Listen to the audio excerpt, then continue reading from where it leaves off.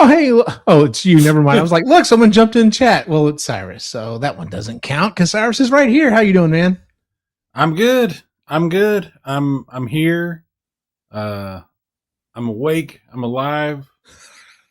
It's about as good as I can do right now, but Fair enough, man. We don't have to Okay. go super late tonight, by any means. So we'll see how this goes. we'll see how it goes. Well, who knows? You know, we won't be that. We'll probably be a short show tonight. There's not a lot to talk about, and then we get into it and start. Yeah. So, well, that being said, let's gonna just jump right into our first thing, and it's our Paramount Warner Brothers update.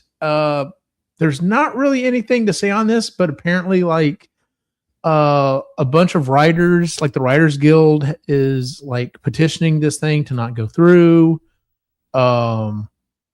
And I heard a couple. One of the other things was something like a golden parachute plan that was like all part of this deal.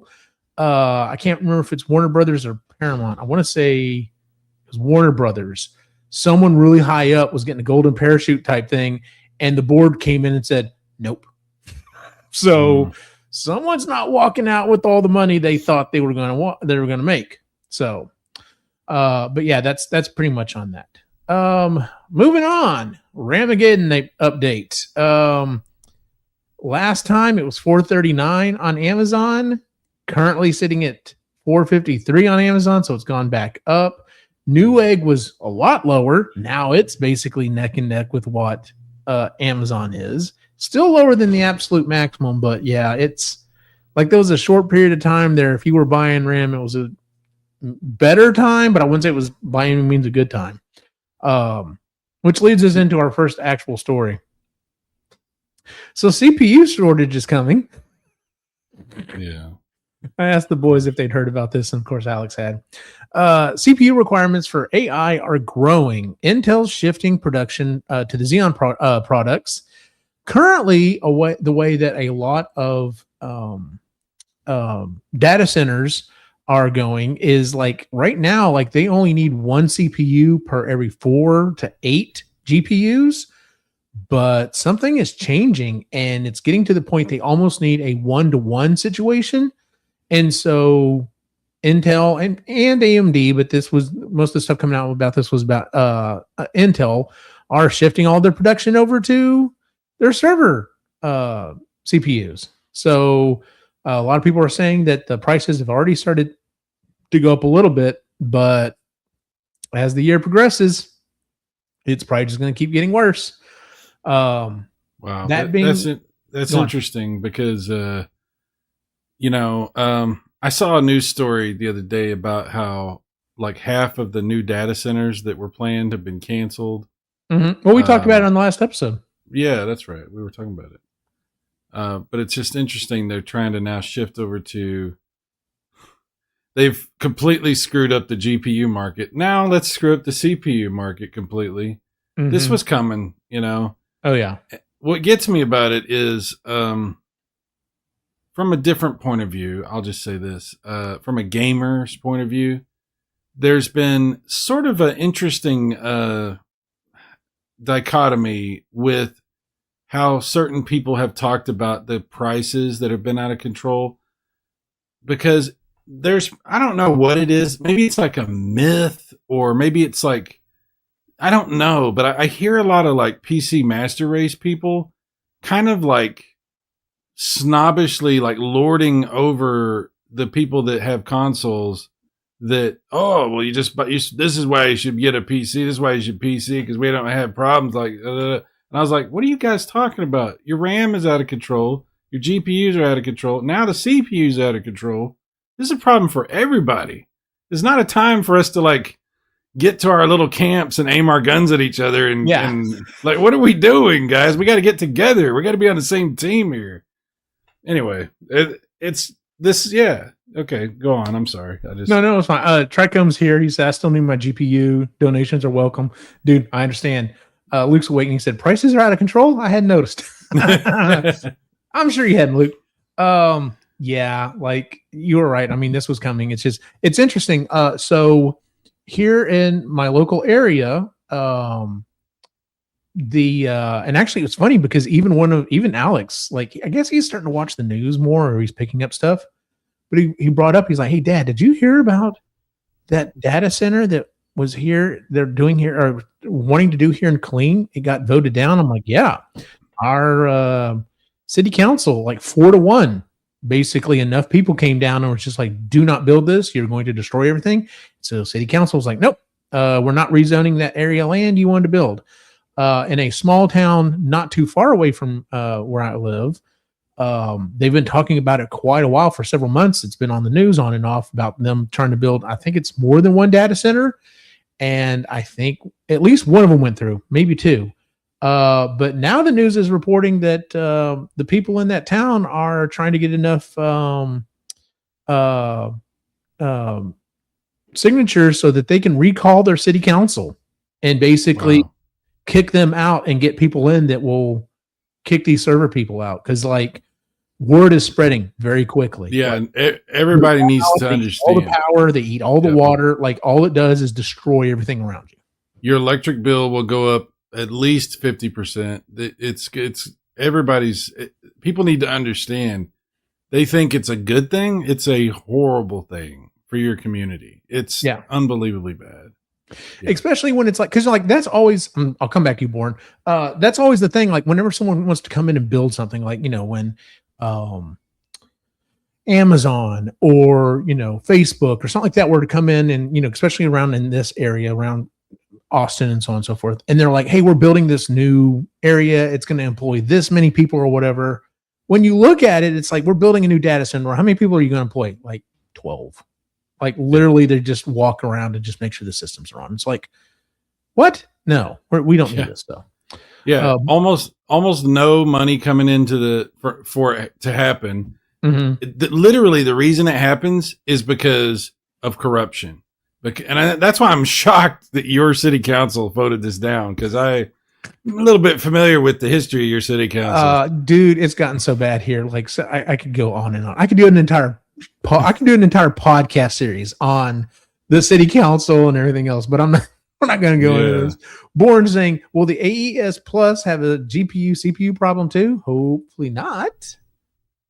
But I don't see how anyone would be unaffected by this. Granted, if it's using basically redone original hardware, well, their chips are custom, and from what I understand, they've already got all their chips. Like, good for them. Yeah, they've done they did a huge order, and I don't think that's going to be a problem for that situation. Maybe like down the road. I mean, everything down the road, who knows, right? Prices are crazy. So, yeah, they are for right now. Yeah. All right. Well, let's move on to our next subject. All right. This literally happened the day we did our last episode. And had I seen it, I would have thrown it on the docket, even though we had a packed episode last time. Because I literally got off the show and looked and was just like, are you fucking kidding me? Yeah. Disney laid off 1,000+ employees. Disney's new CEO, Josh D'Amaro, laid off 1,000+ employees. Almost all of Marvel's Academy Award-winning visual department gone. Like completely, almost completely, totally wiped them out.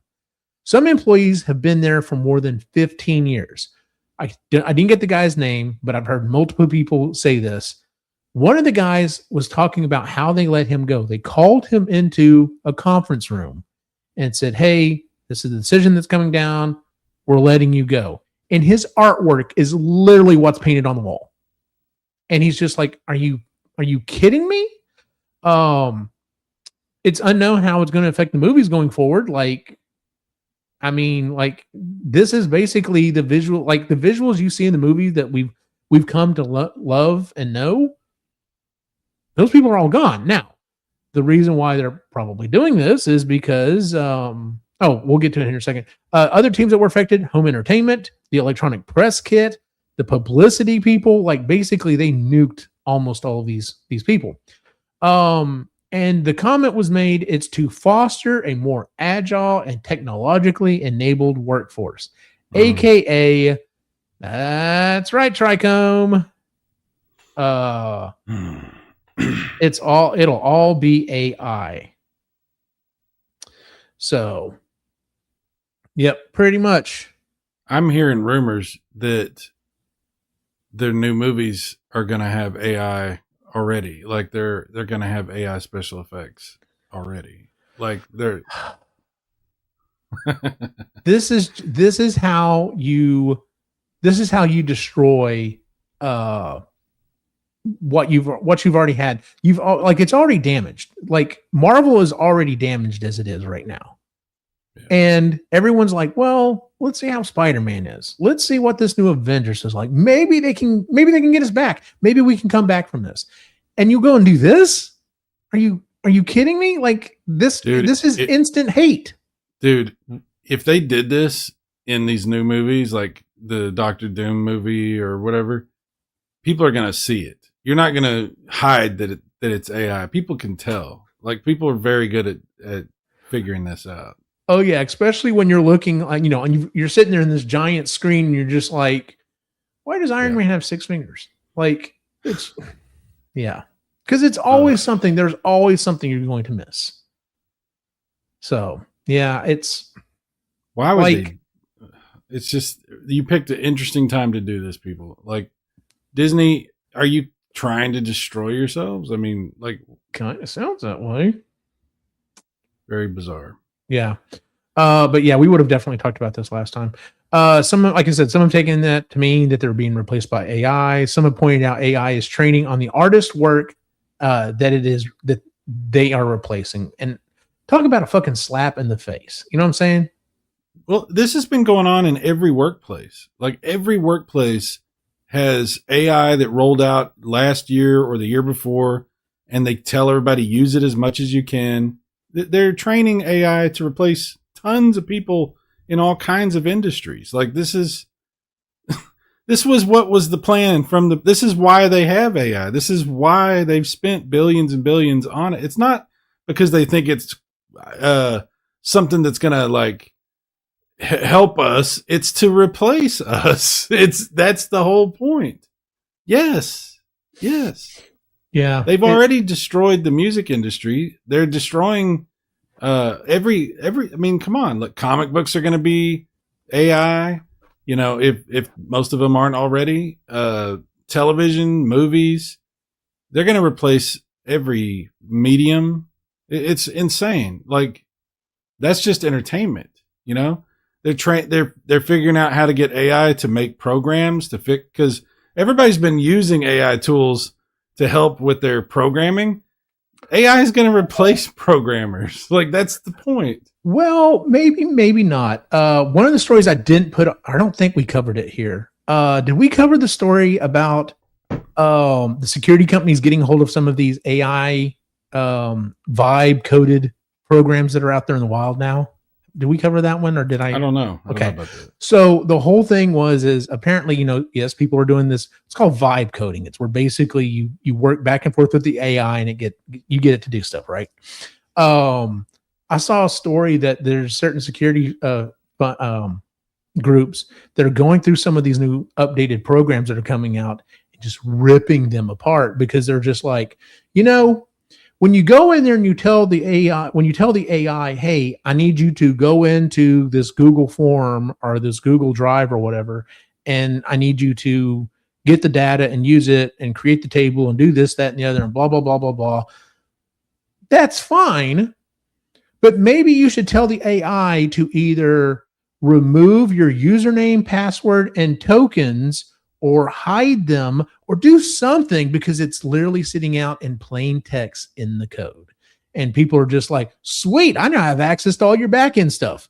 The story was about some guy that was trying to do this, set up a program, and then like within the next few days, he got wiped out because people basically just logged in and took all of his shit. And it's just like, wow, it's not smart like that, guys. Like someone is going to have to go back and look at this shit, and they're going to have to be smart enough to go back and look at this shit. Well, they'll just train AI to do it. Sure they will. AI will go back and check AI. Yeah. So, we've talked about this multiple times on lots of different shows. Tricom, you're right. I appreciate the things humans do as a computer to do things impressive, and it's not like, It just isn't when you can like the whole reason that I use AI to do the thumbnails for these shows and like, you know, some of the intros and stuff is because I'm old school. I want those things in there. Well, I have to have the thumbnail for YouTube, but like I want to have an intro that's the type of stuff, but it's not meant to be impressive. It's just the placeholder because it's the show. Now, believe me, if I manage to talk someone into like writing theme songs for all of our shows, I will talk about it every fucking episode. So, because that would be impressive as hell. But the fact that I went in and just was like, hey, you can create a theme song, hit the song, and you can't actually say the word live and live at the same time, you bastard. Yeah. So it's neat. It can be useful, but it's never ever going to be impressive or equal. Yeah, 100%. Like I said, it is a good way to, if we were really using it for what it's supposed to be used for, it's supposed to be a tool to help us out. So I get it when you have it do things like, hey, summarize this thing, or, you know, help me, you know, come up with a quick paragraph on, you know, something like that. But like, I can never get it to come out the way that I want it to. Like, I have an idea in my head of like what it's supposed to be, and I've just kind of given up. I'm like, screw it. I'll just write this email myself. Like, it's so ridiculous. So you can tell, and it's funny because anytime an email goes out from my district or whatever, some of the other guys are like, how much of that do you think was AI?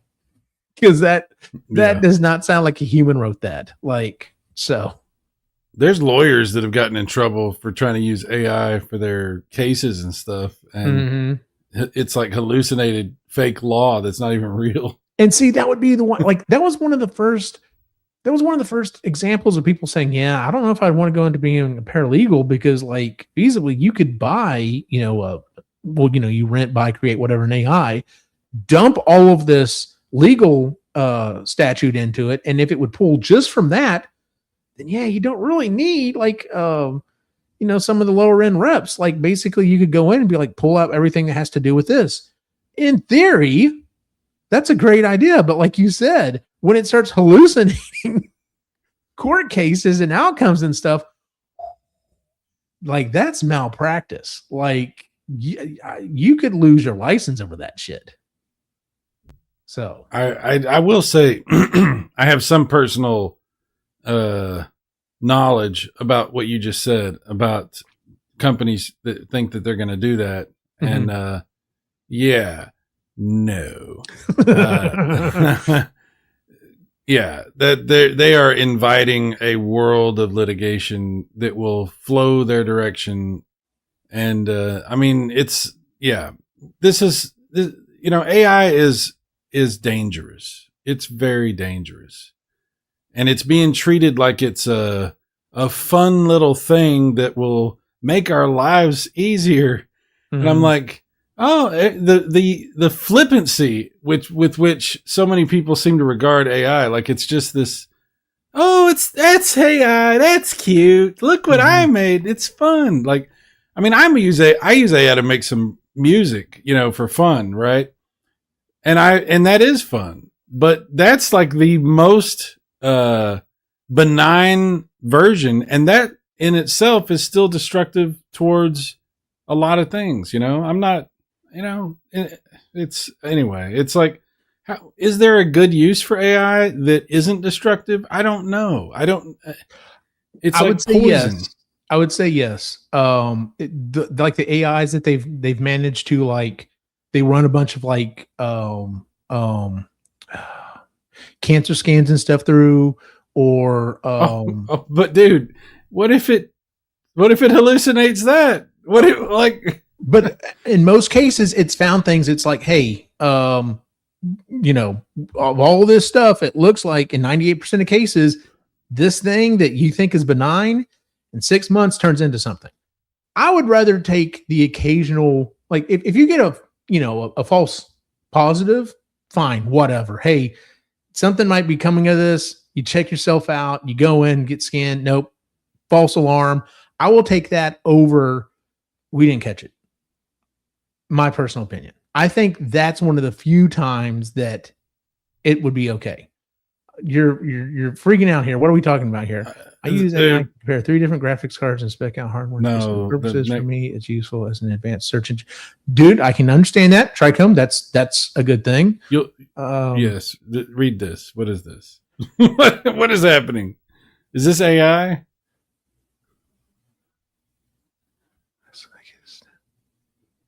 What? Okay. That's why I was like, what is happening?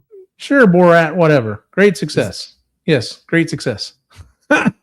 What are we attracting, Side? Because we've had Vigo the Carpathian. Vigo's good. He goes around to different channels. He's fine. Okay, fair enough. As long as Vigo's fine, that's okay. So I think there are some good uses for AI. I really I have not owned a Roomba in years, but like that's something that would be like, can you put AI in the Roomba so it looks and goes, that looks like dog poop. Maybe I shouldn't run over that. That would be a great thing because I've had to deal with that. Yeah, like that. It's small. It's stuff like that. I think would be fine. But yeah, like the whole thing of let's make a thing that you can make the Avengers look like they're fighting, Mickey Mouse or whatever, and make it this epic battle and have the Transformers in there and stuff. It's like, do we need this? No, we don't need this, especially at what it cost. Supposedly, a bunch of companies are also realizing they fired a bunch of people and thought, okay, we're going to use AI to replace them, and didn't account for the fact that, you have to buy tokens for that, don't you? Well, how many tokens? Oh my God, we're spending more on tokens than we're spending on the salaries of the people we fired. Not a good compromise. So, yeah, we'll see how that goes. I just don't understand how a major studio would think this would be a good idea. Destroy your. I mean, do they think the public's just going to be cool with them replacing their special effects with AI? I mean, I'm so confused. I'm like, really? You think that people are going to support this? Like, people are going to just be like, oh, yeah, you saved money. Good on you. High five, So confusing. Yeah, it's one of those things that, like, of course, if you talk to a lot of people, because I brought this up to multiple people, and a lot of people said the same thing to me. Well, Disney has been a soulless company for a long time now, so yeah, it totally makes sense. I'm like, well, I mean, if you're already into that, impression that they don't really care, then yeah, this kind of makes all the sense in the world. I have to put it there.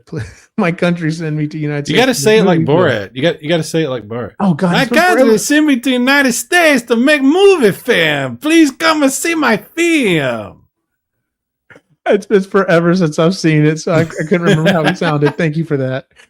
Yes. I've already seen both of your films. Thank you, Luke. I'm sure Borat appreciates that as well. So, all right, let's go ahead and move on to our next topic. Tim Cook steps down from Apple. Says he is stepping down because he is healthy, and the roadmap for the company looks good. Stepping down from CEO to be an executive chairman. Now, I was like, what? Usually whenever the company's doing really well, most people don't step down at that point. I've heard some stuff, and we're not going to get political here, folks, but during Trump 2, he donated a bunch of money and was at the inauguration and has been to a bunch of stuff. A lot of people have said, well, yeah, that's a good point, Warren. Stepping down or pushed out. He's been very friendly with the Trump administration. My understanding is the fact that it was done because it was like, hey, it allowed us to carve out certain things so that we didn't get hit as bad by the tariffs, because everybody's freaking the fuck out about tariffs. But yeah, apparently there's a lot of people in the company that aren't really happy with how that went down. So maybe he is kind of getting pushed out. Apparently this executive chairman position is going to be him more so doing outreach stuff and basically continuing on with the type of stuff he's doing. So who knows? I don't really know at this point. That being said, I was going to say, I hope Tim enjoys, going back to his regular day job as Freddy Krueger. That'd be nice. So go ahead and say it, Si. Oh, I feel like American movie star Dirty Harold. Huh? You met my sister? Very good. Oh, I could. Yeah. Anyway, I love the mankini parts. Those are my favorite. Oh my parts. God. I don't know if I do or not. I mean, it's pretty cool. You've got Borat hanging around the show now. I know, right? We've got someone here. So, replacing Cook is John Turnus. He's worked at Apple almost his entire career. He currently leads the hardware engineering team, and that's why I think this might actually be a good thing for Apple. Although I will say one of the funniest comments I've seen about this was I want to say it was The Onion. It said, new Apple CEO, pretty much the same, just with a slightly better camera. Because that's pretty much what their phones have been for the last 2 or 3 generations. It's literally been, it's slightly better with a slightly better camera. And that's about it. That's the only change they've done. Like there's nothing else that they've added to their stuff or whatever. Also, another layer with which they can set the timer before they decide to disable your phone's capabilities. So that's the other reason to do it. Next phone means awesome. We can we can get rid of another back generation. Like, so Apple's policies for how they handle the older phones is unbelievably shitty. Like, I agree. I won't buy another Apple phone. I like their phones, but I won't buy another one because I've got products of theirs that I can't use, and that's fucked up, to just decide, oh yeah, this one won't do that iOS. Sorry. This one won't do it. Like, or why? slowing it down. Yeah. Yes. Although I will say, like I said, I am an Apple guy. I do enjoy Apple products, but yeah, especially the slowing it down. That's the thing that really pisses me off. That being said, though, on the flip side, it's not so great whenever Samsung puts out a phone and 2 or 3 years later goes, yeah, we're just not going to support it anymore. So hope your antivirus on your software is good because we don't fucking care anymore.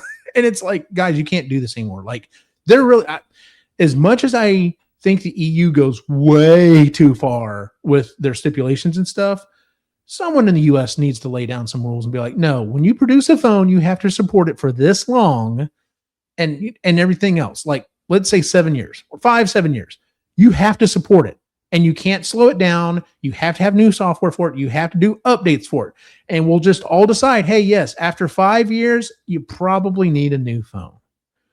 But up until that point, they're just going to keep screwing us. So, it is what it is. Tricom. Meanwhile, I have the S26 Ultra on Friday. All righty. So, super for 7 years guaranteed. So, Luke should create a cell phone company. Yeah, work on that, Luke. We're all looking for that. Yeah, get on it. Let us know. Yeah. So, no AI though, Luke. No AI. Yeah, no AI. Can't have that. Yeah. Nobody throttling my jitterbug. Jitterbug. Fair enough, Rab. Here's why I think this may actually be a good thing. We didn't talk about this on the show, but Apple's they're actually about to release a bunch of new stuff coming out this year. But this new laptop they've released, this MacBook Neo, is actually a pretty decent little computer. It's actually considered kind of be a Chromebook killer. They're like $599, but if you're buying them in a school district, you can get them for $499. So depending on the level of a Chromebook the school districts are buying, it's about the same. And it has an A18 Pro chip in it, so it's like the iPhone 16 or 17 inside of it or whatever. People are overclocking these things. People are getting these things to run games and stuff that it never really should have. The biggest problem with it is it doesn't have an active cooler in it, so you do have to make sure you're doing something to kind of keep it cool. Go over and check out. Oh God, I'm blanking on his name. ETA Prime. Go check out ETA Prime's channel. He's gotten a hold of one of these and has done some insane stuff with it. But the reason why this thing is so interesting to me is because there have been a ton of teardowns of them. This is the most repairable Mac since 2012. Quite literally, it's a few screws. The battery easily comes out. The motherboard easily comes out. The keyboard comes out. Everything on this thing comes out very easily. And so from like a repair aspect, which is what I do as a day job for the most part, yeah, like these things are actually really good. In fact, I've been telling teachers, I'm like, hey, if you're, especially if you're retiring and you're a Mac person, this is what you should get. Unless you're playing, I mean, if you're gaming, you need a PC anyway, but like this would be the way to go. And so this is the first time they've done anything that has not been like really screw you to the customers when it comes to repair stuff in a long time, like damn near over a decade. And so I'm hoping maybe that the hardware design guy getting in charge will maybe like make things a little better. Like maybe we'll get things to be a little, ease of use type of stuff, but we'll see. Because I have an example right here in my hand that I swear to God, Steve Jobs would be doing flips in his grave if he knew about this thing. Let's see here. Trichome repairability. Meanwhile, my poor 2011 MacBook Pro never recovered from his GPU meltdown. Dude, if you're still rocking a 2011, I'm sorry. You need to upgrade. So ETA Prime's a great. Yes, he is. ETA Prime is one of my favorite primes. Optimus is my other favorite. Very true, Luke. I like Prime Rib. Very true, Port. But the thing I was going to point out, go on. I was going to say, I understand what you're talking about needing to upgrade and stuff, but as a retro person myself, who's obsessed with the Apple IIgs, I respect people wanting to use old Apple stuff. Okay, I get that, but are you going to use that thing on the internet? An Apple IIgs? Dude, That would be awesome. Like, no, it wouldn't. No, I mean, just like as an experiment, not okay, for regular. Fair enough. Like, see, that's my thing. Like when I hear, like, every so often I'll have a teacher be like, "Well, I've got this old computer. I don't know why I have, I don't know why I should feel like I need to upgrade it." I'm like, "Well, how old is it?" And they're like, "Well, it's still running. Like, what is that? What are we on now?" And I'm like, "Windows 10." And they're like, "I don't know. It's like 7 or 90. I don't know, 2000." And I'm just like, "Please tell me you don't have that thing on the internet." I'm like, you're just asking for viruses.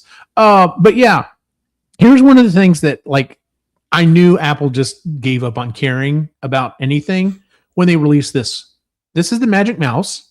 This is actually, I think, the second version of the Magic Mouse. It's actually a fairly decent mouse. I mean, it doesn't have a separate, like you can click on the left or right side and get a left and right click. You can actually do motions on it so that I can swipe and everything else. All that's perfectly fine, perfectly great. The first version ran on 2 AA batteries, so you had to change those out. And then they decided to have an included battery in it to recharge it. USB, I'm sorry, it's a lightning connection, so it's the same thing as the Apple phone uses. But here's where the problem runs into. Right there is the charging port. On the bottom of the fucking mouse, which means unlike their keyboard, if the wireless keyboard starts to lose power, you plug it in and you keep typing. If you have to plug this thing in to charge it, it would literally be like propped up like this, and you can't use the damn thing until it charges. And I'm like, that is the worst design I've ever seen ever. Like, who the fuck let that through the door? And I'm like, please, God, tell me this new guy would look at this and be like, this is garbage. This is one of the first things we got to fix. But we'll see. Mortgages have subprime, a bad name. Gave subprime a bad name. They don't make the 17-inch MacBook Pro anymore. It has a defect. I want reparations. All right, dude. Yeah, where's the plug? Exactly. So, but yeah, it's like I said, I still like Mac devices for a lot of stuff, but and like my wife, like anytime if she comes in here and I've accidentally left the setup on Windows, she's like, nope, I just won't use the computer right now. I'm like, okay, listen, here's how you switch over to the Mac side. It's not hard. My school is actually getting Lifecycle. The staff is actually getting Lifecycle next year, and we're going all Windows. And it's breaking a bunch of hearts. And I'm like, guys, there really isn't that big a difference. Like, they pretty much run the same now. Mac and Windows pretty much run the same. You just use Control instead of Command, and vice versa. Everything else is the same. But anyway, so Eugene is saying that Windows and iOS are the same thing. Almost. Send your comments to Optimus Gene. I will say this, though. It is still also a lot easier to know what version of the OS you're on the Mac instead of Windows, because I'm on Windows 10. Well, what version? I don't know, fucking know what version of Windows 10 I'm on. Who the fuck knows what version of Windows 10 you're on? You know what I'm saying? I know what version of Windows I'm on, because in the corner right now it says activate Windows, go to settings to, and this was activated, but for some reason it's been deactivated. So, yeah, well, yeah. I was going to say, so that never fixed itself? Because like I said, the last time I had that happen, it was man, that sucks. I've tried rebooting over and over and over. I've tried following the links. I've tried everything. I don't know how to fix it. I don't even know how to. If I try to put in, I haven't bought a new key yet. That's the only thing I haven't done. But why do I need to buy a new key? This was a Windows 10 machine that got upgraded to 11, and I just upgraded it like a few months ago. You shouldn't have to, but like I said, it was something that I found that was a problem. I had the same problem from an old key when I upgraded it. Whatever reason, one weekend just decided it was like, nope, it's not licensed anymore. And I'm like, what the hell, man? Yeah, just out of nowhere. I didn't do anything. Like, it was working fine for months, and then all of a sudden, just boop, hardware didn't change. I didn't do nothing. So I don't know. Need you to read something else for a sigh. Oh, okay. Even though my anus was broken, I knew the rest of our journey would be a great success. Best show. I love Borat. Borat, you're welcome here anytime. And come to my channel, too. Hang out over there. Hell yeah. It'll be awesome. Absolutely. We can have, what would be great is if we could get Borat into a conversation with Janus and Vigo. Oh, yeah. It would be fantastic. We need to have this happen. Absolutely. So yeah, that was the conversation on the swap out of Apple. Hopefully the new CEO will make things a little more hardware friendly. Although I will say, everyone wants to crap on Apple for, they were the first ones that went to, hey, let's solder in the RAM. Let's solder in this. Let's solder in that. Hey, guess who else has done that? Almost everyone else. It's just like, because I've got a bunch of Dells on my campus. Man, you pop the back one of those things open. It's just like, oh, cool. Everything's soldered in. You can't replace the RAM or the video or the hard drive. Nothing. It's just all soldered onto that board. So yeah, unless you've got really good soldering skills. So. Oh, and speaking of ETA Prime, I was going to say this. If you decide you do need a code, it's like I'm stunting for the guy. Go check out his videos because he always has links to that place so you can get cheap Windows keys for like $20 or whatever. So that's where I bought all mine. All right, let's get to the nitty gritty.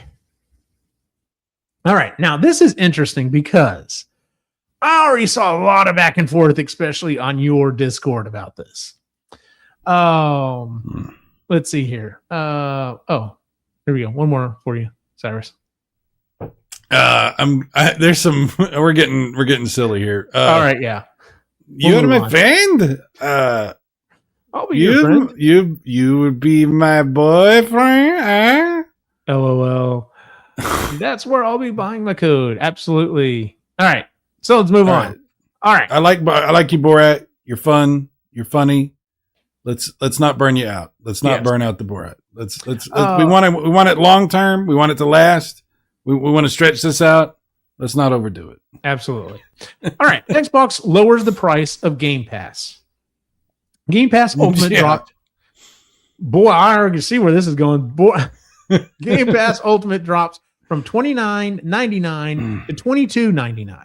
PC Game Pass drops from $16.49 to $13.99. And the future of Call of Duty games will be added a year after it comes out instead of coming out on day one, which is one of the things that they blamed on the price hike. They're like, well, that's why it's costing so much, is because you get Call of Duty on day one, and everyone loves Call of Duty on day one. Not anyone I've talked to. The last couple of Call of Duties I've heard of garbage, or at least not great. They also announced a new logo. Everyone's like, dude, it's a little bit like the old OG logo. That's kind of cool. Asha Sharma said the console is at the foundation and basically said this whole everything's an Xbox. No, we're not doing that anymore. Xbox will be built to be affordable, personal, and open, according to Miss Sharma. And we'll get here in a second. All right, Cyrus, I already saw Mr. Sassy Pants face on there when we brought this up. What say you, sir? What was the price of Game Pass before they raised it because they were putting Call of Duty in? I'm trying to remember. I don't know. Yeah, I have to look it up. It was less than it is now when they took Call of Duty back out. So I guess there was some residual Call of Duty that's being left. I don't know, even though they took it out. But yeah, you're going to get it in a year because everybody plays the last Call of Duty when the new Call of Duty's out. That's what that happens. Yeah. Look, here's the deal. I'm tired of constantly trying to come up with ways to describe the absolute train wreck that Xbox is. I'm really tired of, it's very selfish of them to constantly force me to think up ways to engage with their bizarre and ludicrous plans. What are they doing?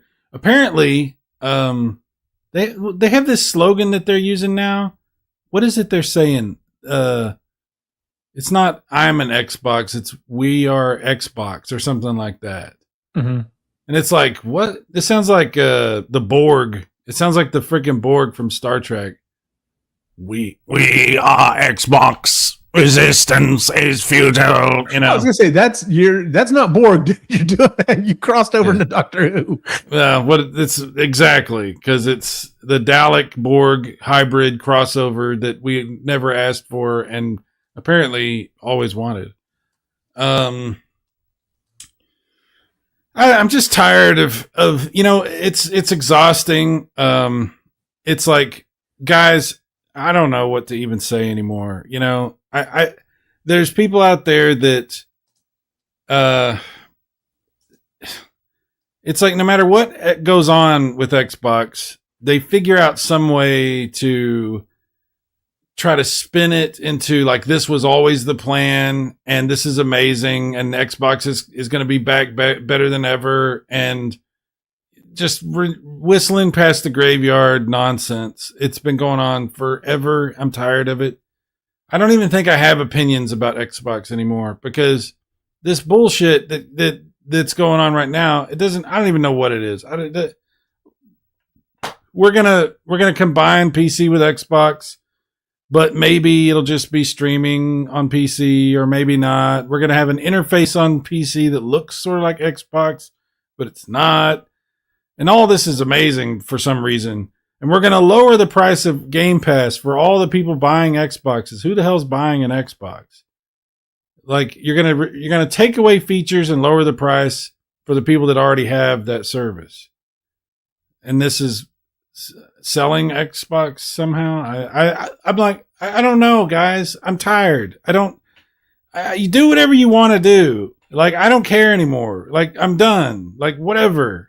That's my whole philosophy. Do you realize how far they would have to go to get me to give a shit about what their plans are? Like we are so far away from that. I can't even, it's over the edge of the horizon. It's somewhere over there. We're not getting there. We're not on our way to that. Okay. This latest round of bullshit that they're talking about with Xbox is like, guys, are you trying? Are we supposed to just forget that? Like literally, like a couple of months ago, a month ago, a few weeks ago,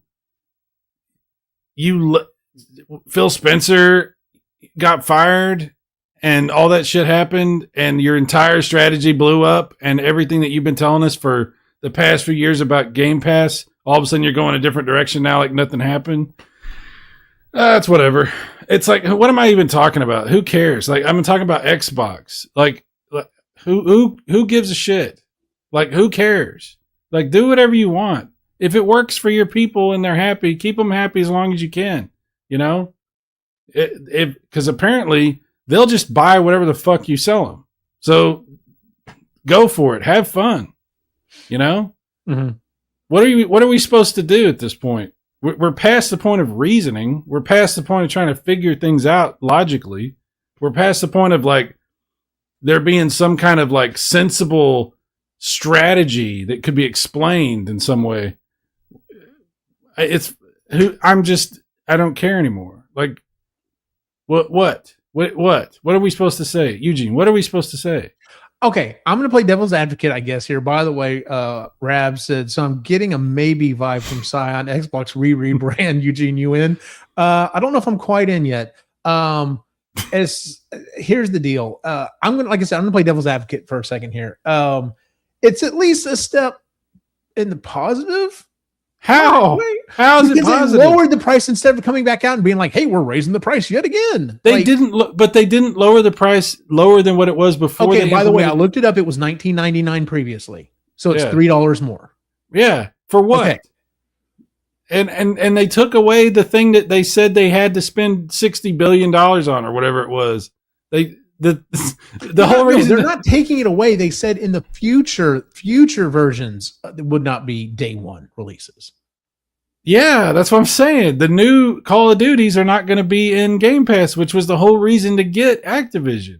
That was the whole reason to put that in Game Pass. Well, then I don't know. The whole strategy that they had, their entire pyramid scheme was to continue to throw things into Game Pass so that people would think it was worth a whole bunch and would keep spending that money on renting games. That was their whole strategy. And now they're like, it's a better deal now though, right? It's cheaper. But we're not doing, why did you buy Activision?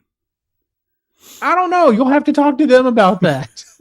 I don't know. It was always the plan. This was always the plan. Inflation was all temporary because of the supply chain issues. Never forget. Yeah. True, Tricom. Very true. We all see how well buying Rare worked out for them. Oh God, don't. That there are certain things when people bring up about, they bought this place that just. That's why I will never forgive GameStop. Fuck GameStop. Fuck GameStop to hell. I know you've said multiple times if GameStop goes out, this is not a good thing for people. You know what? Fuck GameStop because they killed Think Geek. So there you are. Anyway, okay, fair enough. But what I'm saying is, it's at least a step in the. Is it a complete step? Maybe it's a half step, but at least it's a half step in the right direction instead of going, "Hey, we're raising the money yet again." Dude, this is my point. Right now, regardless of what the Xbox fanboys will tell you, the fanatic idiots that will refuse to criticize anything that happens with Xbox, regardless of what they will tell you, the Xbox as a brand is fucked. The brand is in the worst condition it could possibly be in, short of like Xbox actually being arrested for like doing, going after kids or something. You know what I mean? Like the actual brand is in prison. That's about as bad as it could get. This is right next to that. In order to save Xbox, the solution is not to say a few words different, here's a new pretty picture of an Xbox logo and say, hey, we'll cut a couple bucks off of Game Pass and take out Call of Duty. This is not the solution. The solution to save Xbox is to get people to want to buy Xbox, is to get new customers in to get Game Pass and to get Xbox. In order to do that, you don't do some little, look what we did. Aren't you happy, customers? Look what we did. We made a concession. The solution is something drastic. The solution is to make the public question their own disbelief in you.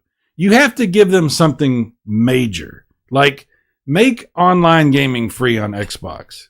Like, take away the paywall for online gaming. Then maybe people go, that sounds interesting. You're not giving people a reason to want to dive into your shit-filled swimming pool. You have to clean the shit out of the swimming pool before people are going to want to jump into it. Okay?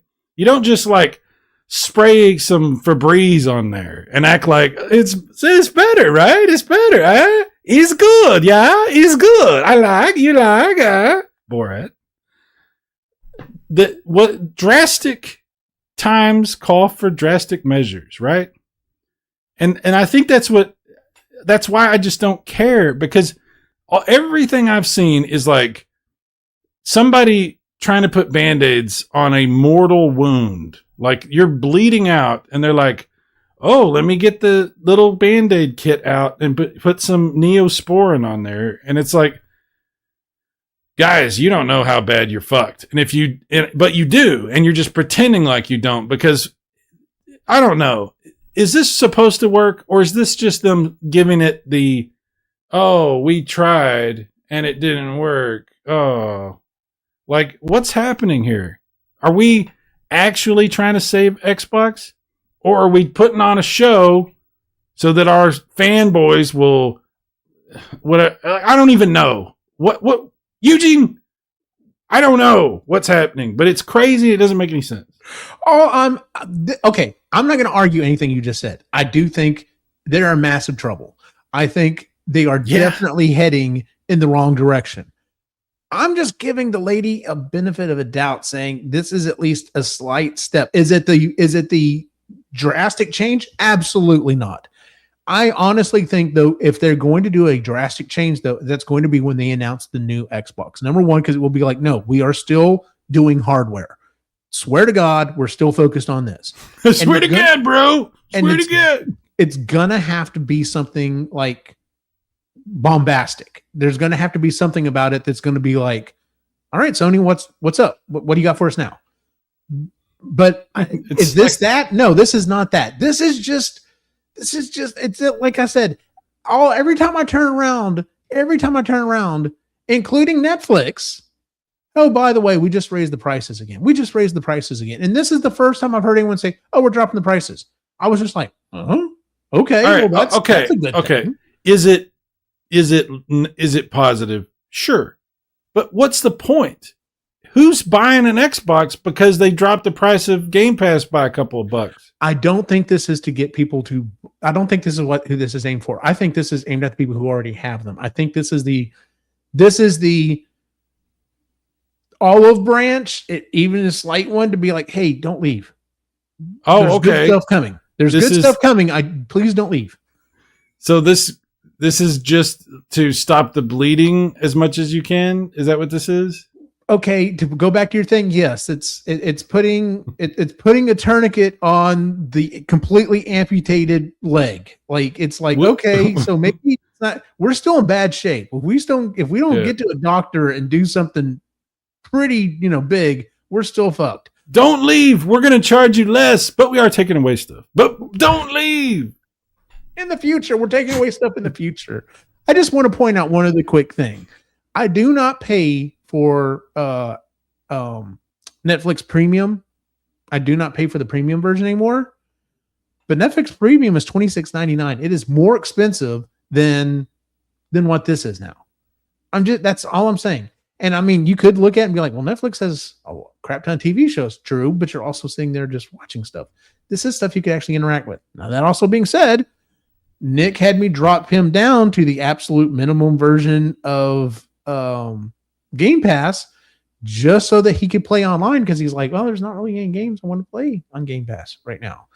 So I'm just saying, I don't want to completely shit on this. It is a small step in the right direction. I don't want to shit on it either. I don't want to even talk about it. What is the point? Well, then let's move on to the next story. Let's all move on from Xbox and be done. Yes. That's not what I'm saying. I mean, all right. If it had a chance, if I saw some sort of like hope, of course, I would be like, well, maybe they can pull this off if they do this and that or whatever. We're so far away. Like, dude, there's none of that in this. That's not even like, are you telling me, let me just say this. Okay. Are you at all convinced in any way that anything that they are doing is going to change anything, is going to help them? I don't know what their plans are. I do know that this is at least not a worse. This is It's at not- least it's stepping not worse, back dude. from the edge and not putting both feet over the edge. I can at least say that. That's Wow. The bar is so low. yes For it is. Xbox. Unfortunately, it is really low right now. And that's sad to say. So Look, I respect companies that hang in there, that are trying to figure it out. And maybe that's what they're trying to do in their weird, bizarre. No, that's not what they're doing, because this is a $1 trillion company that could fix this if they wanted to. What they're doing is insane. And they're disguising it as some sort of pro-consumer bullshit. And it's not. If they wanted to fix things with Xbox, they would fix things with Xbox. They can spend the money and fix it. Fair enough.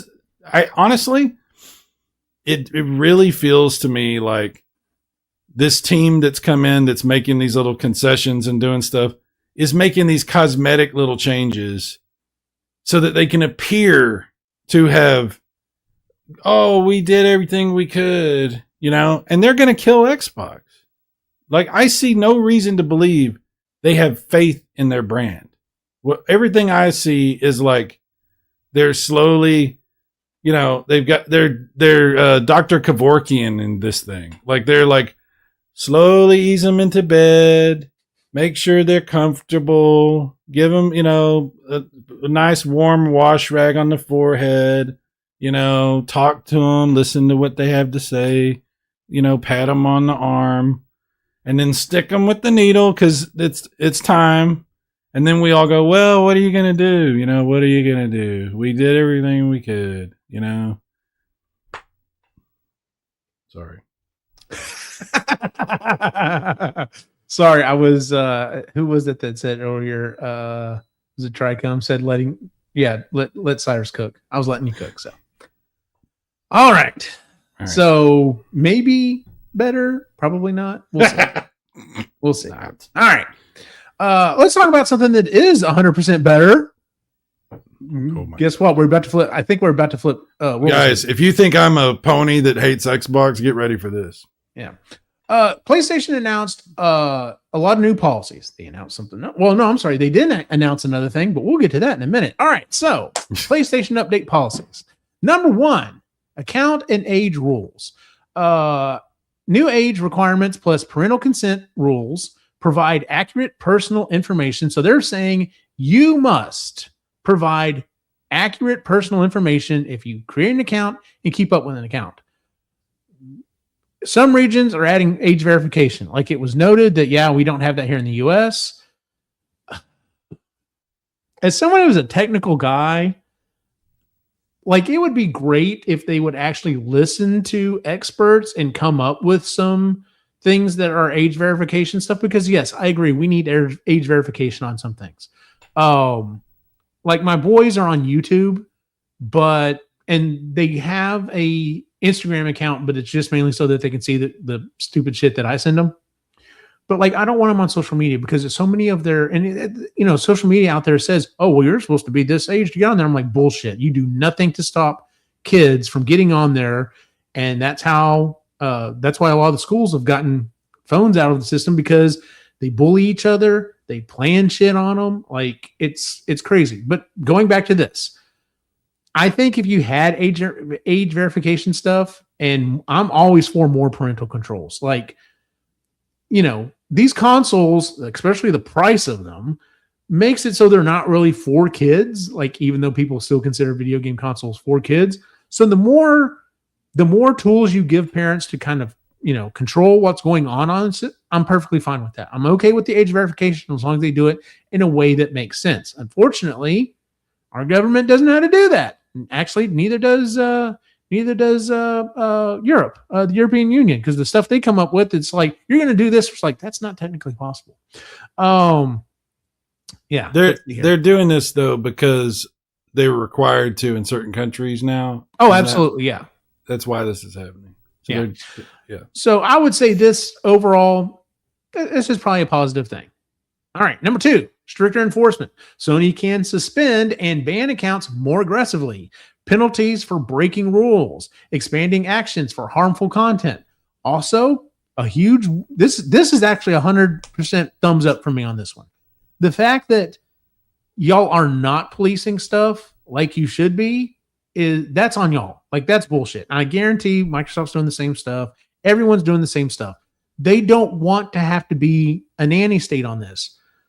But there's so much bullshit out there. There's so many people that are like griefing each other and like bullying people and stuff on these systems. Like, there needs to be a very easy way to be like, listen, you don't need to go in and check, Deuce Gamer 404's account and see that all he does is jump into games and fucking, grief people constantly. Like, I can do what I want. I'm putting, I'm just kidding. Fuck you. You know what I'm saying? That's the time. I see this as a thumbs up. I don't want to just keep running through these. I want to get your opinion on this as well. Any thoughts so far on 1 and 2? Okay. The first thing is, like I said, it's something that Sony has to put in place because of requirements that are happening from laws that have been passed, so they can be compliant with what's going on. Because this stuff is happening in a lot of countries. It's not just Europe; it's different places too. And I think they're trying to get ahead of this before things happen here as well. Mm-hmm. So I understand what they're doing as far as that goes, as far as the age verification, all that. I think it's funny actually that there's a discussion about Sony being stricter at banning accounts or whatever.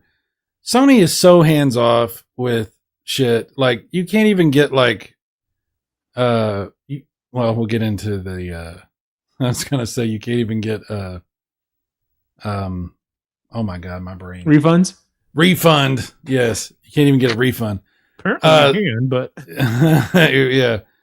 But okay. I mean, honestly, the online stuff that goes on, these are closed, systems. Sony has a closed system. They do now have cross play and stuff like that. Mm-hmm. Which makes it more open, which is going to be interesting to see how they handle the crossplay games, because that doesn't happen, the games where you can do crossplay, you don't even have to have PlayStation Plus. You don't have to have, yeah. So that's going to be interesting to see how that is affected. But, I mean, they can control their system. They can ban people. They can do whatever they want to do as far as the restrictions and the rules for participating in their system. And it probably does need more monitoring, more rules in place because, yeah, people, especially kids are really shitty, so, yeah. At least there's not as much hacking as there used to be. Holy crap, oh man. That's our old show. That was yeah. So, but I understand what they're doing there. I'm not gonna. If Microsoft did the same thing, I wouldn't criticize them either. This is, and I think you're right. I think they are trying to get ahead of some of this stuff. I know some of this is trying to be compliant with stuff that's going, because we have to remember these are not U.S. companies; these are worldwide companies. Right? They have to deal with stuff all over the place. But it also would not be the first time gaming companies tried to get out ahead of the stuff the politicians may throw on them. I mean, the whole rating system for games was created because they're just like, oh shit, they may start trying to ban games. We need to come up with something to, pacify this. So, number 3, monitoring and moderation, increase use of automated tools to detect illegal behavior. Clear system for that part. I'm like, oh, so you're going to use AI to judge? I don't know about this. I don't know about that one. I will say though, clear system for appealing bans. Yeah, that definitely needs to be a thing. That needs to be a thing. If you're listening at YouTube, fucking pay attention. Yeah, there's been some recent. There's a guy named Ballistic Coffee Boy who has a channel He had a channel on Mhm. YouTube where he covered a lot of Atari stuff, and it's not real clear why, but they deleted his channel, and a lot of people are trying to figure out a way to help him or get some kind of support. But so far nothing. YouTube got rid of it, and maybe I don't know the full story of what happened. So I don't want to speculate too much on what could have happened, why it happened, or whatever. But yeah, there definitely needs to be a better appeals process, because what's in place right now is absolute horseshit. Oh yeah, absolutely. Yeah. So good on for at least the bottom part of that one. All right, code of conduct updates, clear, defined. That's always good. Covers harassment, offensive content, exploits, and cheats. This is all kind of leading up to our next story here. Clear, defined. I'm always for that. Like the problem with putting stuff in there is like, oh well, you can't do this. Well, what does that mean? Like, no, Right. Tell me, you cannot do this. Okay, cool. Then I won't do that thing. Like, Yeah. Let me know. I don't need it to be vague. 100% specificity, and I know they don't like to do that because they want to, they want to be able to, cover their asses bomb. And make it a blanket statement, but you can't. Yeah, that also ends up screwing them out as well, because they're like, well, you didn't really define what that thing is. So purchases and subscriptions, updated rules on subscriptions and cancellations, digital purchases and refunds, free trials may auto convert to paid. Wait, what? Whoa. That's just bullshit. I'm sorry. Like the ability to go, hey, here's the free trial. By the way, in 30 days, it's going to automatically charge your card. That's garbage. Bad. That does not need to happen. That's shit. That's some horseshit right there. That's not good. For some reason, YouTube has a real problem with channels who take videos from a company and upload them to their own channel and monetize them on theirs. Go figure. Yeah, they've got to figure that out. YouTube's got to figure that shit out. So he might be referring to something specific. Oh, okay. But yeah, that last one there, that free trials may auto convert, like that basically that tells me if you're on PlayStation from this point forward, if you decide to go, hey, I'm gonna do a free trial of this game, you better actually read the EULA, because the last thing you want to do is 2 weeks or a month later be like, why the hell was I charged $60 for this game? Well, because you were using the 3 trial. That's bullshit. So, privacy policy changes, more clarity on how data is collected. That's always good, because it's always nice to know where your data is actually going. Not saying you can, and that was the other thing about this that came out that everybody was, they were like, hey, listen, they're telling us all this stuff that there's changing. You can't opt out. Like, that's the other thing. It's like, you have to say, yes, okay, fine. You can continue screwing me this new way, unless I don't want to play PlayStation. So, but I mean, that's the case with everybody. I'm not hammering PlayStation on this one. That's everybody on that. That's the thing about this stuff that we're reading. Like, none of this is like, I mean, I could say none of this is great. And I mean, some of it's probably good, but most of it, you're like, well, okay, really? But it's also not uncommon. And It's gotten to the point to where we're kind of just like accepting a lot of this stuff. It's just, this is how we do things now. And we don't necessarily like a lot of this, but that's been like that, for 10 years, Yeah. So like I said, I'm not specifically calling them out on this. This is everyone pretty much across the board. So account, device, and activity tracking tied to moderation and safety systems. Sure. Why not? Okay. Sure it is, for whatever. And then number 7, expanded legal coverage for the code of conduct, PlayStation Plus terms, software licenses, and stored purchase policy. I guess this is just kind of the icing on top of this layered cake of all of these changes and policies they're doing and stuff. I remember seeing a lot of people were kind of freaking out when this stuff came out.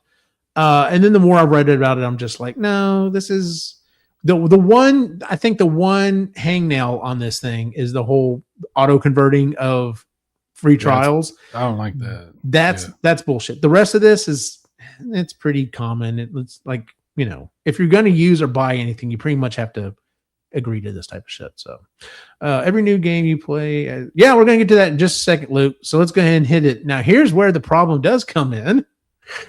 The PlayStation 30-day DRM.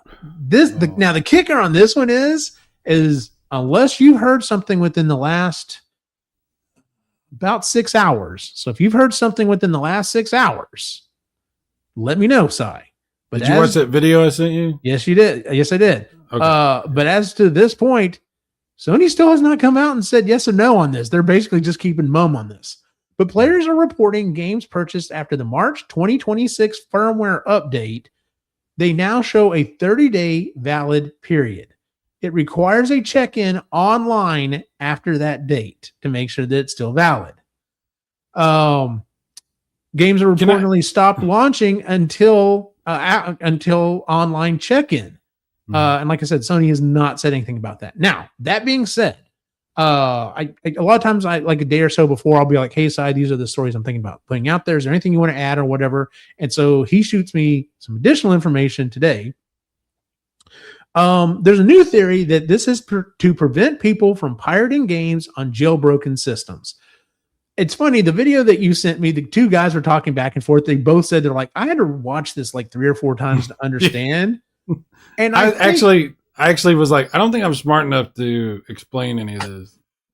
Well, I did finally get it, but I understand it. And I'm just like, oh, it's because I'm not a shitty person that steals stuff. That's why this didn't make sense to me. Oh, hang on, Eugene. You've got a Raspberry Pi with the emulation and the I'm ROMs. also doing old games that a lot of them you can't get a hold of anymore. I'm not talking about going to the network. I know what you're saying. I know it. Okay. So anyway, so the way I'm trying to make sure I get this correct. I should have written this down better. So apparently what people are doing is, hey, remember that story we covered a few months ago where all of the keys got released out into the open and you could jailbreak a PlayStation 5 and people were like, okay, cool. Why would you ever jailbreak a PlayStation 5? Wouldn't that screw it up? You won't be able to get online? Apparently not. So what people are doing is they go to the PlayStation Store on a jailbroken PlayStation 5. They buy a game.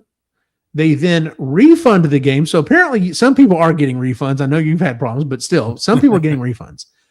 And then what they're doing is they're taking it offline, and somehow or another, after a certain amount of time, they can go in and reactivate the game, and it basically downloads the forever key saying that you own this game. So what it is it's kind of a digital shortchanging essentially of Sony. It's like, I'm buying the game, I'm taking the game, I'm telling you I want to refund the game, but I still have it on the console. And after you give me the refund, then I activate the game and I now have the game. So they are stealing a version of the game. This apparently is to prevent that, because if you do this little swap, you've only got 14 days after the purchase or whatever to get the refund. So you can no longer do that. If you were to buy the game and refund it and then try to do the forever key, this 30-day thing's going to come out and be like, hey, we need you to check back in. And they're like, well, shit, I can't do that anymore. I just think it's crazy that this is happening now. Like, how long has Sony been doing online stuff since PlayStation 3? Like, they just now just figured out that people had this exploit and were screwing them for decades. Or is this a new exploit that came with the keys being leaked? I'm almost wondering if this is a new exploit because the keys were leaked. Maybe. And when did it happen? Was that this year or last year? I don't know. It wasn't too long ago. So agree or go kick rocks. You can't access your games as things were unless you agree. Yeah, sincerely, Sony. Yeah, pretty much. So well said. So I'll confirm. Hopefully they change this. Not confirmed by Sony, but a streamer. Yep, that's true. Yes, Raspberry Pi is delicious. Eugene would never pirate or emulate games. Absolutely not, Luke. Or judge anyone that does. Or judge anyone. No, I'm sorry. If you outright steal brand new games, fuck you. Because you're not. All right. Well, okay, yeah. If you want to hurt Sony, whatever. Sony's got plenty of money. But if you're doing this for especially like smaller games, like I don't know why you'd be doing it to an indie game, but I mean, whatever. Like those people actually. Eugene, if buying isn't owning, then what is this? There's a saying that people use. If buying isn't owning, then pirating isn't stealing. Is that what you're trying to say? You see it all over the place. Yeah. I mean, it's kind of hard to argue against that if you aren't technically buying the game. You're technically not stealing it either. So I can't really say anything against that, can I? So I think Tricom says PS5 refunds are easy if you call and haven't gotten any trophies yet, in my experience. So, wait, you have to call? What is this, 1995? Yeah. The fuck? I've never called Sony, but that seems that like just does that seem weird to you? The fact that do those words even make sense? That's like saying call Google. What do you mean call Google? write them a letter. Yeah, call YouTube up and tell them you want to demand a refund. What? No, that's not a thing. So, Tricom, do you live in like a magical place that I don't know about? Tricom knows things. That's all I'm saying. Oh, okay. Tricom So maybe that's what the situation is. What are your thoughts on this, Cyrus? Because can I jump in first on this one? Go ahead. All right. Please. Because honestly, like I said, I don't think I'm smart enough to really try to explain this anyway. Before I heard about the DRM slant, or before I heard about the possible, stopping of people stealing games from a jailbroken system, I was just like, where have I heard this before? Where have I heard this before that you have to digitally check in on games? Oh, I know, the Xbox One announcement. I've heard this story before. And remember how well that went over? I'm just like, what the hell are you people doing? Like, is this the signal? Is this slight, Sony's up here and now they're starting to do this maneuver? Are we about to do the flip again here in the next decade? Like, surely not. I don't see that happening. Yeah. But I get it if this is what this is for, but I also get I get it from a person's standpoint where, like, I mean, the use case of you being like, oh, I was only online for this month to buy this game, and then I'm canceled PlayStation Plus, and I'm never putting my PlayStation online again. Like, what infinitesimal percentage of people would actually be in that boat and legitimately be like, this is really going to hurt me? Like, I did see people. Oh my God, the hyperbolic responses to this. Okay, please tell me. Please tell me. Oh my God, the videos that people have been throwing up on YouTube, like, they are like, I mean, it's like they've been like waiting for something to go after Sony for, and like every one of these videos is like, Sony's destroying the game industry. Sony lied. Everything they've said is wrong. Like, they're cancel your plus now. Like, it's like all this, like, and then like the comments are filled with people that are like, also like, as soon as I saw this, I canceled my PlayStation Plus. Never again. I took my PS5 Pro to GameStop and traded it for an Xbox. Like, sure, I'm sure you did do that. Sure you did. Yeah. It's like, come on, the fucking exaggerated outrage. I'm like, guys, you don't even know what this means. I can't even process what is really going on. We're like Tricom said, like, we're finding out about this from YouTubers. Like, Sony hasn't said shit. People are trying to like detective their way through this. Like, the fucking arrogance of the public, they really are like convinced that they are the most amazing detectives to ever live. Because anytime there's any kind of like mystery, it's like, oh, I solved this and I'm here to like give you all the facts. Like, you're giving us a theory based on what you think that might be going on with this. And I'm not saying any of this to defend Sony, because I don't even understand how can you have an opinion about something that we don't even know what's really going on? Like, there's a thing that happens, and what it looks like is it's a measure that is a temporary measure that doesn't even last. Like, it's like you buy something on PlayStation Network, they put a temporary license for a certain period of time, and then when that time's up, they give you a permanent license. And that is causing everyone to say that Sony's the worst company of all time and has lied to everyone and cancel your PlayStation Plus. I'm like, I don't know, guys. I don't know. I'm not smart enough to understand what's happening. I do think the funniest response to this one, though, is GameStop, like, immediately jumping on this and being like, well, if Sony doesn't want you to buy digitally, maybe you could buy actual disc, by the way, we've got disc in store. You can come buy disc, and then you don't have to worry about this. And I'm just like, well played, GameStop.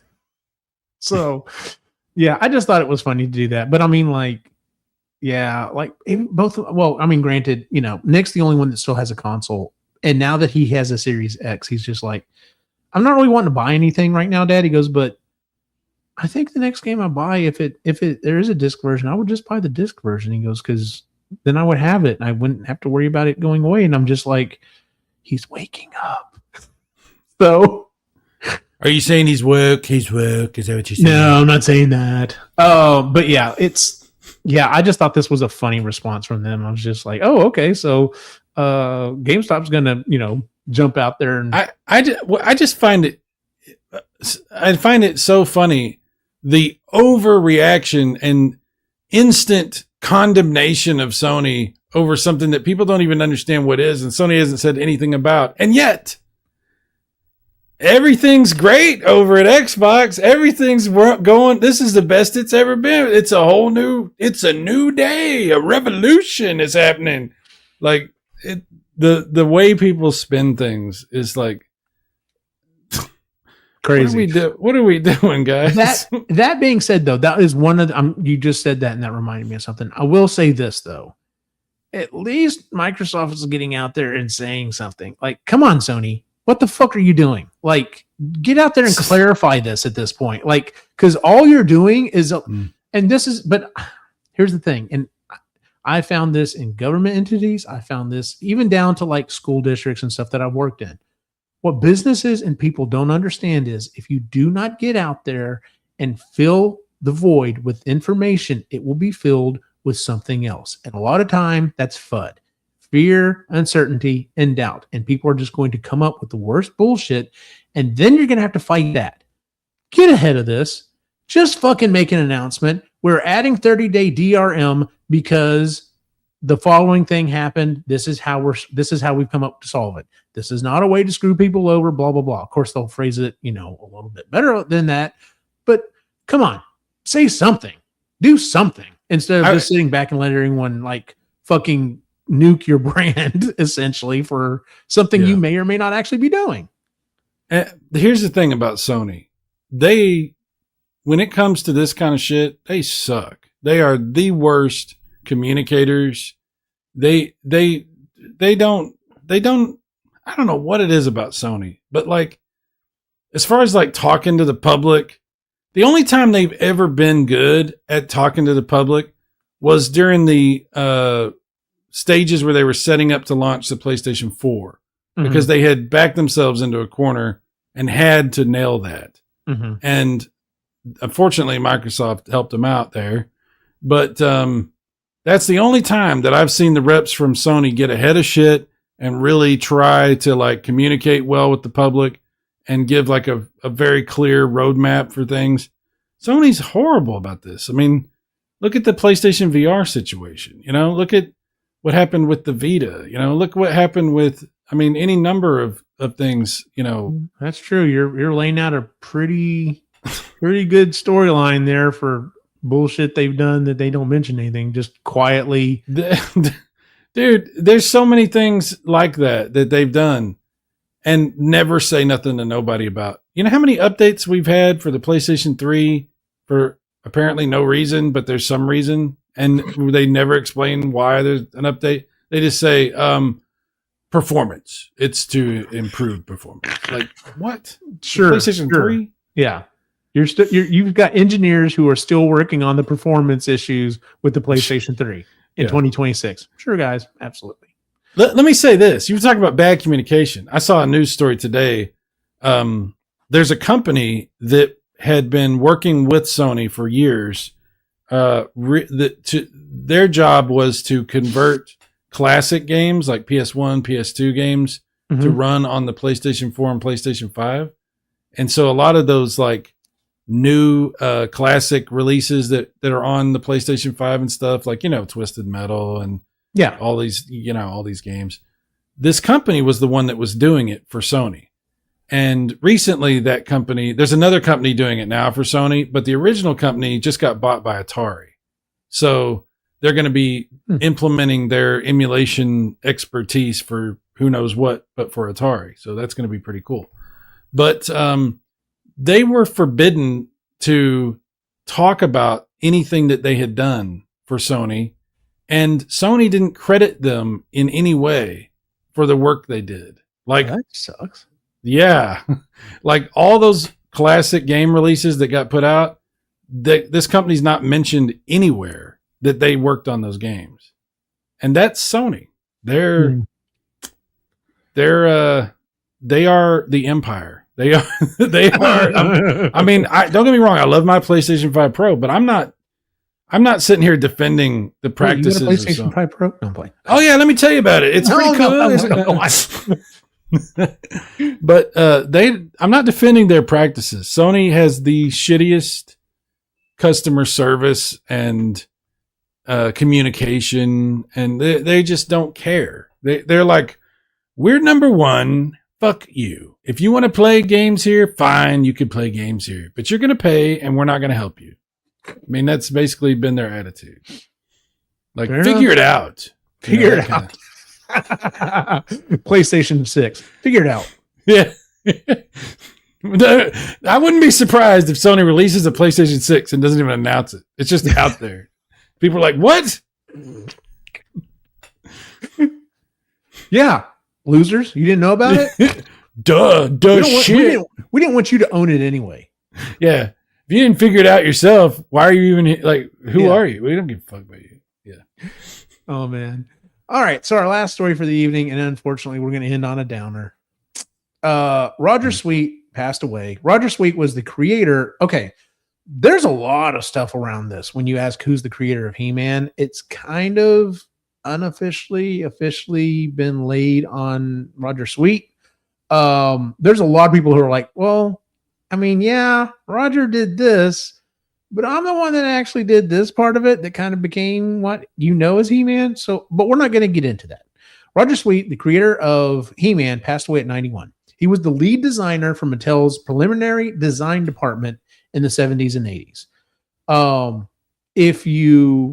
It doesn't matter if you were into He-Man or not. This man made a huge difference in the world because he helped create a brand that fundamentally changed toy stores and cartoons and comic books and movies and marketing and everything. Like He-Man, like I said, even if you weren't into it, fucking was like, at least for 2 or 3 years there, was fucking everything. Like, I mean, They even reference it in Ghostbusters 2. If you haven't watched Ghostbusters 2, the whole opening of the movie is the fact that the Ghostbusters aren't a thing anymore.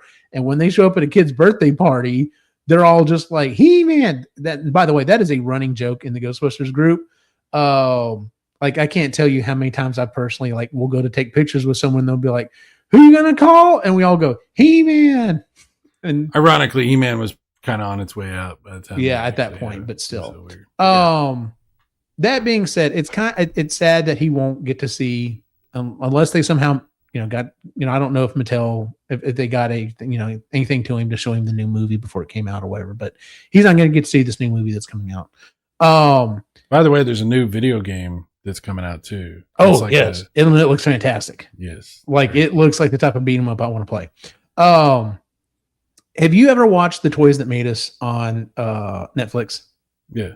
Okay. If you're in the chat right now and you have never seen The Toys That Made Us, as soon as we're done with the show, if you've got Netflix, go fire it up. Pick any episode. I would go ahead and say start with He-Man. Watch the He-Man one. You can start with anyone. But the He-Man episode is so fucking out there. It is. Yeah. It is crazy how this came about. And this dude is interviewed multiple times. And like, he's hilarious to listen to. Because like when he was talking about when the He-Man movie, the first Masters of the Universe movie came out, he was complaining Dolph Lundgren was not buff enough to play He-Man. I'm just like, dude, what? Like, and he's like a scrawny little guy. And I'm just like, dude, like, who are you expecting to play He-Man? Like, that's crazy. A while back, there was somebody online. I don't remember if it was a website or a YouTube channel or whatever, but they did an analysis of the He-Man toy, the figure He-Man, and they it was like from a perspective of like trying to like see if it would even be possible for someone to look like that. Yeah. And they determined that like if you actually looked like He-Man, you would probably just die because your body wouldn't be able to sustain any kind of function. Right. Yeah. Same thing for Barbie. At least I know they've changed up Barbie dolls as time's gone by and they've become more and more natural looking. But yeah, like the OG Barbies, like that were, around when you and I were kids and stuff. It was just like, yeah, Barbie would be like 7 foot tall and about this big around and like wouldn't like same thing for He-Man. Like if you look, they were fabulous. They were. Oh my fabulous. God, they were so good. Even though the costumes, oh my God, the same bodies over and over again, just put on a different head and had different thing. And that was Did you own any Barbie figures? Like no, I've never had toys. You never did? No, I admit I did have some. I had. Okay, I'll be honest with you. Some of the newer collector ones that have come out, I'm just like, okay, that's pretty cool. I had some. I had the. Oh my God, this is embarrassing. I had the Ken and Barbie that were getting married. They had the glittery, like not glittery, but like the clothes that had like the sheen that was like a gasoline sheen almost. Okay. You know what I'm trying to say? Okay.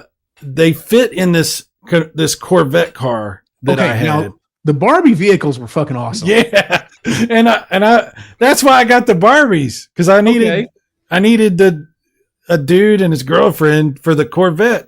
Yeah, and you can blame Outrun Sega for this, or you could blame whatever you want to blame. I'm not making. Look, I thought they were cool. I'm sorry. Okay, here's the thing, because back then, like if you were to try to find a toy Corvette, it's probably gonna be about this big. It'll be fine. It's Barbie Corvette was this big because it had that big. Like, yes. So like that is a badass looking car, man. Dude, no, absolutely. I would get that thing rolling, flying down the sidewalk. The wrecks that we had with the Barbies was unbelievable. I can imagine. It was so good. Yeah. Yeah, Tricom says the vet. Hell yeah, dude. What I was going to say was if you haven't watched this particular episode, they get to talking about it. They're like, at Mattel, they refer to He-Man as the kitchen sink because you just throw anything into He-Man, it fucking works. Like, all right, we need, I don't know, turn a guy into a bee. Okay, cool. Well, that's a new guy. We need, what if he smells really bad? We'll turn him into a skunk. All right, well, that's a guy. And it's just like literally just pumping out guys over and over and over again. Like, and we ate it up, except for the fact that they ran into the problem where 2 or 3 years later, you've got like just, aisles and aisles of whatever the bee guy's name was. I'm blanking on his name. Buzz Off. If they have aisles of Buzz Off that they can't sell because all the kids are like, well, I need He-Man and I need Skeletor and I need Man-at-Arms and I need, of course, most boys like that. I need Teela. Technically you needed Teela, but yeah, whatever. I need Beastman. And it's like, well, we've got Skunkor and we've got Buzz Off. And it's like, I don't want them. I want the main characters that are in the toy line or, that are on the cartoon or whatever. And that was kind of their big thing that they hadn't figured out at that point yet. Cause we did get a couple of versions of He-Man. Like I know we got, because I had the OG He-Man and Skeletor, and I also had the one. Remember the Battle Damage? Yes, I had Battle Damage version. I think of both of them, and I know there was at least one other version or whatever. But then like I said, you run into that problem where you're just like, well, they only ever made one Teela. They only ever made one, Beastman and stuff like that. And when they were out of production, like there was no eBay or anything like that to try to go find these or whatever. So it's just like, well, cool. I guess I can play with He-Man and Skeletor. And I don't have Battle Cat. I don't have any of the other characters. I've got this weird bee guy. Like it just from the toy, like they were still trying to figure this shit out. Yeah, yeah.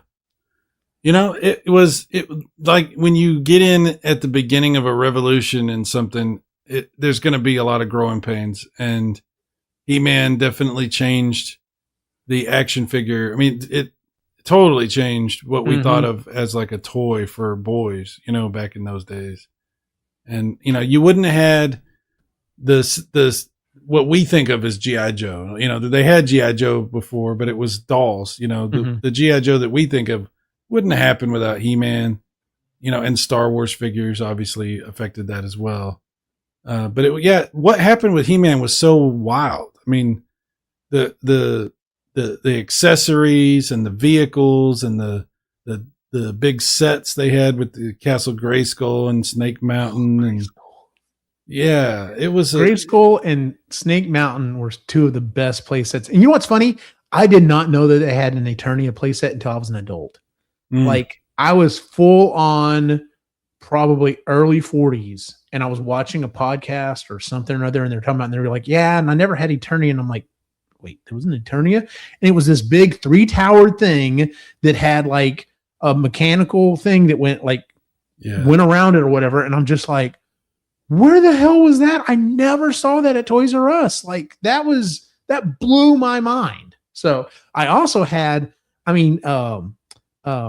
Battle Cat, was hard plastic, but if you remember, Panther was flocked. He was purple. Dude, flocked. Yes, and if you got him wet, the shit came off, man. Yes, it was so disappointing when that happened to me. So yeah, because he was weird. He was like green or something underneath. He wasn't like what you would expect. Yeah, it was weird. But man, I had He-Man. I had some. I still have my Transformers. I had He-Man. I had quite a bit of He-Man and grew out of it. And I don't know if we sold it or if we gave it to someone, but it's one of those things that's like, man, I wish I still had some of that stuff. I got to tell you something. I have a personal confession here. Okay. When I first got married with the microphone, hell yeah, dude. The microphone on Snake Mountain, dude. Yeah. When I first got married, my cousin was getting rid of a bunch of his collections of things that he had. And he had a bunch of He-Man it wasn't like the old He-Man, it was like reissues of He-Man figures. Okay. That he got at like Toys R Us. Mm-hmm. And they were all in the original packaging and stuff. And he literally gave them to us because he was just trying to clear out stuff at that point. He wasn't into the retro collecting stuff. He got into it later, but so he gave us a whole bunch of these figures, and I'm newly married and we're struggling, and I sold them. I sold because I was like, we got to have cash. No, dude, I get it. I totally get that. Yeah. And a couple of years later, when he got into the retro collecting thing, he came back to me and goes, do you still have those toys? Because I'll buy them from you if you do. And I was like, no, we sold those. And I saw the life drain out of him. No. And I was like, fuck, man. I felt so bad about it. So I'm sorry, Paul. I'm sorry if you ever watch this. My bad. Dude, no, I get it. Like when you're young and married, like you fucking need money. Oh, it was dude. Rough. I didn't get a Dreamcast, and the next live stream I do, I'm going to talk about it. I had a Dreamcast. I didn't get it till much later, until I think right as I was getting married or right before I got married, somewhere around there, and then needed the money, so I sold it. And I mean, it was a Dreamcast. It's not like. But I fucking had like Marvel versus Capcom 2. I know I had at least one other game that I'm like, how much are these going for nowadays? Oh, well, if we're going to get into really painful shit, we could talk about me selling my N64 and all the 50 something cartridges I had for that. And my original Turbo Duo. I mean, come on, I don't want to relive that trauma. No, let's not do that. Let's focus on Mr. Sweet here. So anyway, like I said, if you have Netflix, go watch. If you've already watched that episode, go watch it again. It would be a touching tribute to this dude, because like I said, he is a hoot and a half to watch on this thing. Talk about how fucking Dolph Lundgren was not big enough in his opinion to play He-Man, and like I'll tell you, like he thoroughly blamed She-Ra for the death of He-Man, and I'm just like, no, dude, I like She-Ra. Like, I liked She-Ra. But He-Man was already on his way out. Like, yeah, you're right. That was like 86 or something. Yeah. And we had She-Ra, we had Hordak, several of those enemies, bad guys, were pretty cool. They had one guy that had like a suction cup face. Yeah, I was gonna say, I know who you're talking about. So I think I had Hordak. I don't think I ever had any of the She-Ra stuff, but it was still one of those things I was like, this is very much like He-Man, and it's pretty cool, but I've kind of already moved on to something else. So I just want to say, this is a very morbid, probably fucked up thing to say, but I'm going to say it anyway. Don't take this the wrong way, people. I'm just kidding. But if Roger Sweet wanted to do a publicity stunt to help the new He-Man movie, he couldn't have picked a better way to do it. Oh my God. I'm sorry, that's messed up. That's pretty messed up. But people are going to talk about this and they're going to want to go see the movie, and Absolutely. I wish he would have lived to see, maybe he did get to see a screening of it. I don't know, but I'm hoping it turns out to be good. You would hope that a company would think about stuff like that and be like, hey, we know you're in failing health. This is not the final cut, but here's a chance. I hope he did. He did. Yeah, he deserves. And absolutely, people will now know who he is that a lot of people didn't, so that's true too, because since He-Man, here's the other thing. He-Man has never gone away fully. Like, that's what I didn't understand until I started as an adult getting it back into kind of toy collecting and stuff like that.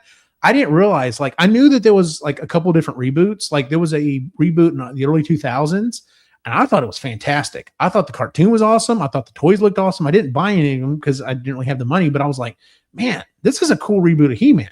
And then I've loved the cartoons that came on Netflix. I thought they were fantastic. But there is a yearly convention that happens every year. The MOTU convention, Masters of the Universe convention. And it has been around for 20 plus years. Like, Masters, and for most people, yeah, they weren't thinking about it. But for the diehard Masters fans, it never went away. And they love it to this day. And I'm sure they're over the moon. Hopefully things are going to come back and have a resurgence. Like, as much as I do not care for the Transformers movies, they really help Transformers. Like, you can't say, even if you don't like the new movies, people are still talking about Transformers. And that's why I have always said, like I said, I don't really care for the Transformers movies, but who gives a shit about Buck Rogers anymore? No one. It was a great IP. I do, damn it. I love Buck Rogers. But there's nothing happening with that IP. And when nothing happens with an IP, it dies. And so the Masters people kind of kept it going on their own. And now that this is happening, I'm sure they're all just like, this is our push, guys. We got to go. Like, come on, we got to get this. We got to get this back into everyone's brain. Because my one hope for this movie, to be honest with you, and I kind of hope they do it like, in the end in the credits or something, but we have to have the music in there somewhere. Like, we don't have to have the whole, but we have to have the dun, dun, dun, dun. That's got to be in there. It has to be in there somewhere, even if it's at the very end of the credits, kind of like in the first Marvel Spider-Man movie. If you sat all the way to the end, they played, Spider-Man, and I'm just like, fuck yeah, man, y'all got it right. But Marvel or Disney doesn't care about Marvel anymore, so fuck them. You talk about music.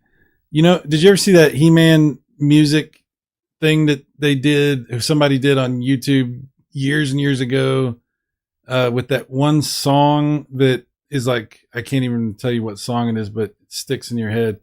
They're playing it on the radio on my way home from work. Mm-hmm. They did this like edited together stuff from He-Man where it looks like he's singing this song. It's like I can't remember. It's like this pop song that like, it was like a meme, like a video that everybody. Oh yeah, I know what you're talking about. Yeah. Okay, they need to work that in to the movie. Oh my god, if they do, that would be fantastic. I'm also waiting for Skeletor to. They won't do it, but if they do if they make him say something and then run off, we will meet again, because that is one of the fucking hilarious, the best things ever. Drop some weird ass fact, like god, what's one of my favorite ones? Bologna is just like a flattened hot dog or something like that. And while you're thinking about it, till we meet again, and runs. It's just you can't drop that information on me like that and just run off Skeletor. If you wait on a waiter, you're a waiter, and then runs off. Yes. Oh my god. Tricom, you're right. We were so lucky to grow up with that stuff. So yeah. Oh my god, yes. Absolutely. I love the birds. The evil bird and the good bird, the with the big wings, and they would flap their wings. Yeah. Those were cool. Oh, those were really cool. Yeah. There was Trapjaw. Those were some fantastic toys. Trapjaw was so cool. Trapjaw was fucking awesome. Yeah.